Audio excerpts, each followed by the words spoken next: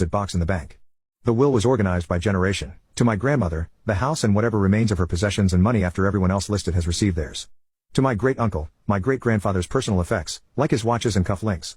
To my aunt, my great-grandmother's antique sewing machine that she'd inherited from her mother, and a lot of her vintage designer dresses. To my aunt's husband, my great-grandfather's classic car. To my uncle, their summer home by the lake. To my uncle's wife, my great-grandparents' books except the cookbooks, and the bookshelves to keep them in. To my dad, my great-grandfather's golf clubs, pipes, and camera equipment. To my father's wife, also known as my stepmother, $1 with a notation that she never forgave her for the way she treated her precious great-grandchildren, and that she will enjoy watching her burn in hell, even if it means great-grandmother is condemned to hell herself for such vindictive thoughts. I think my grandmother was fighting off a smirk the whole time she read that. It was taking all of my self-control to keep my butt effing silent. Thank God I had tissues so I could pretend I was crying into them while laughing silently.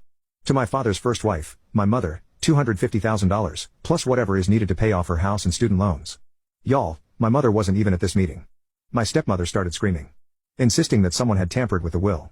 She's not family. My grandmother looked at her with that 1,000-yard stare and said, neither are you. My dad is beet red, but my grandmother has always been able to at least keep him quiet. After a few minutes of yelling, my grandmother told her to sit down and shut up. They weren't done.